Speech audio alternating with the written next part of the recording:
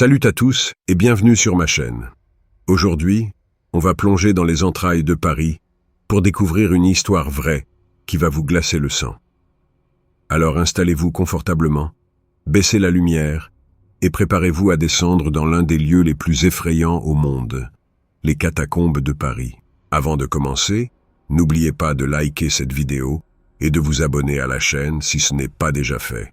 Ça m'aide énormément et ça vous permettra de ne manquer aucune de mes futures histoires terrifiantes. Allez, c'est parti. Imaginez un instant, vous êtes dans un labyrinthe sans fin, plongé dans l'obscurité la plus totale. L'air est lourd, humide, chargé d'une odeur âcre de poussière et de mort. Vos pas résonnent sur le sol en pierre et le faisceau de votre lampe révèle des murs tapissés d'ossements humains. Des crânes vous fixent de leurs orbites vides, semblant vous mettre en garde. Bienvenue dans les catacombes de Paris, le plus grand ossuaire du monde. Mais comment cet endroit cauchemardesque a-t-il vu le jour? Pour comprendre, il faut remonter au XVIIIe siècle. À cette époque, Paris fait face à un problème majeur. Ses cimetières débordent, littéralement. Le plus ancien et le plus grand d'entre eux, le cimetière des Innocents, est dans un état catastrophique. Imaginez un peu.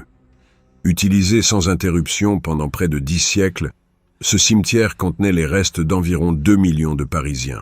La situation était si grave que les cadavres affleuraient à la surface, contaminant l'air et l'eau des puits environnants. L'odeur était insupportable, surtout en été.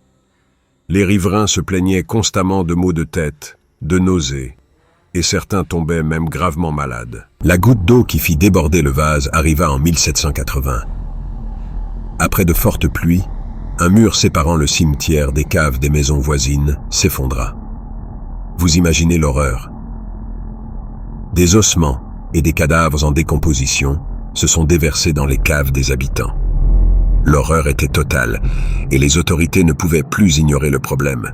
C'est là qu'intervient un homme, Louis-Étienne Héricard de Thury. Inspecteur des carrières de Paris, il propose une solution audacieuse. Utiliser les anciennes carrières souterraines de la ville pour y transférer les ossements des cimetières saturés. Ainsi, en 1786, débute l'un des chantiers les plus macabres de l'histoire de Paris. Pendant 2 ans, chaque nuit, des convois funèbres traversent la ville. Imaginez la scène, des charrettes remplies d'ossements, recouvertes de draps noirs, escortées par des prêtres chantant des offices funèbres. Les Parisiens superstitieux fermaient leurs volets et se signaient au passage de ces processions lugubres. Les ossements étaient descendus dans les carrières par un puits spécialement creusé, qu'on appelle aujourd'hui le puits des Innocents. Une fois en bas, des ouvriers les empilaient soigneusement le long des murs, créant ces galeries tapissées d'os que l'on peut voir aujourd'hui. Au fil des années, d'autres cimetières furent vidés, et les catacombes ne cessèrent de s'agrandir. Aujourd'hui, elles abritent les restes de plus de 6 millions de Parisiens.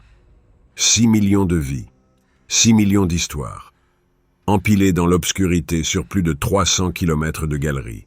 Mais l'histoire des catacombes ne s'arrête pas là. Au fil des siècles, elles sont devenues bien plus qu'un simple ossuaire. Pendant la Révolution française, elles ont servi de cachette aux résistants. Durant la Seconde Guerre mondiale, elles ont abrité des réseaux de la résistance, qui y organisaient des réunions secrètes à l'insu des nazis. Et puis, il y a les légendes. On raconte que des créatures étranges vivraient dans les profondeurs des catacombes. Certains parlent de fantômes, d'autres de monstres souterrains. Des rumeurs persistent sur l'existence de passages secrets menant à des salles oubliées, remplies de trésors ou de secrets anciens. C'est ce mélange de mystère, d'histoire et de danger qui attire aujourd'hui les cataphiles. Ces explorateurs urbains clandestins sont fascinés par les catacombes et n'hésitent pas à braver l'interdit pour s'y aventurer. La plupart du temps, leurs expéditions se passent bien. Mais parfois, et c'est là que commence l'histoire vraiment terrifiante que je voulais vous raconter aujourd'hui. Celle de Philibert Asper, un jeune homme de 26 ans dont l'aventure souterraine s'est transformée en cauchemar mortel. Le 16 septembre 2017, Philibert et un groupe d'amis décident de s'aventurer dans la partie interdite des catacombes. Équipés de lampes, de provisions et de matériel d'escalade, ils pensent être prêts à affronter le labyrinthe souterrain. Ils pénètrent par une entrée secrète, connue seulement des initiés. Les premières heures sont exaltantes. Ils découvrent des salles oubliées, des graffitis anciens, des cataloums, ces pièces secrètes, aménagées par d'autres cataphiles. L'adrénaline coule dans leurs veines, ils se sentent comme des explorateurs découvrant un monde caché. Mais peu à peu, l'excitation laisse place à l'inquiétude. Les tunnels commencent à se ressembler. Les repères disparaissent. Et soudain, la terrible réalité les frappe. Ils sont perdus. L'air devient de plus en plus lourd, chargé d'humidité.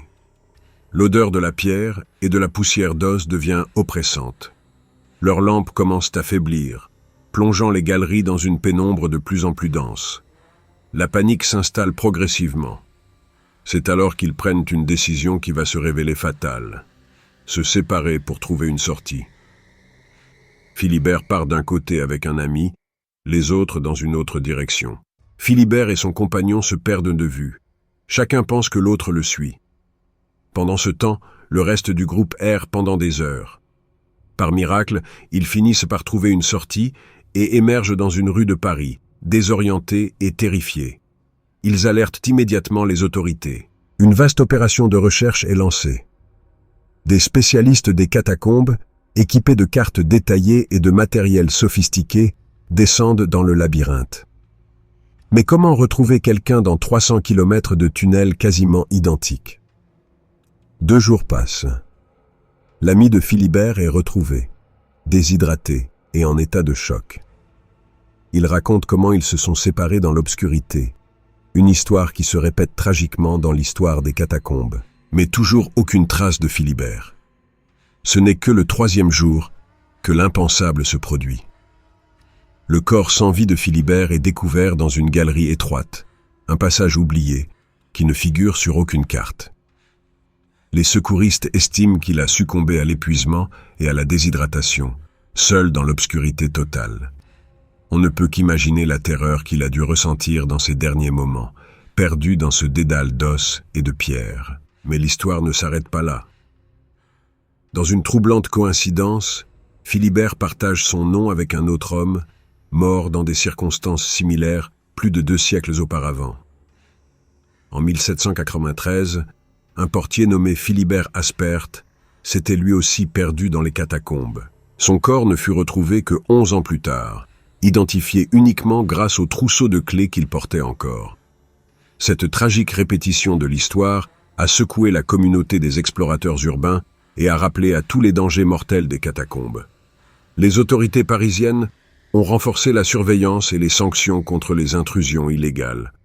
Des caméras ont été installées près des entrées connues et les patrouilles de police ont été augmentées dans les zones à risque. Malgré ces mesures, certains aventuriers continuent à défier l'interdit, attirés par le mystère et le danger des catacombes. Chaque année, la police de Paris doit intervenir pour secourir des explorateurs perdus ou blessés dans le réseau souterrain. Cette histoire nous rappelle que parfois, la réalité peut être plus effrayante que n'importe quelle fiction d'horreur. Les catacombes de Paris, avec leurs millions d'ossements et leurs secrets séculaires, continuent de fasciner et de terrifier.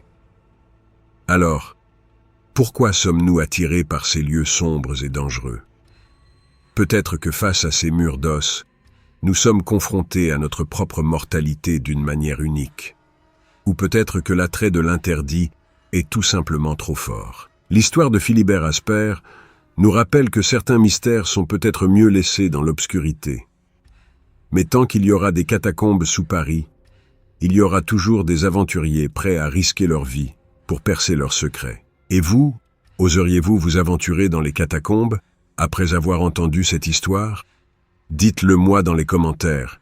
Si cette vidéo vous a plu, n'oubliez pas de liker et de vous abonner. Ça m'aide énormément et ça vous permettra de ne manquer aucune de mes prochaines histoires terrifiantes. Merci d'avoir regardé et on se retrouve bientôt pour une nouvelle plongée dans l'horreur.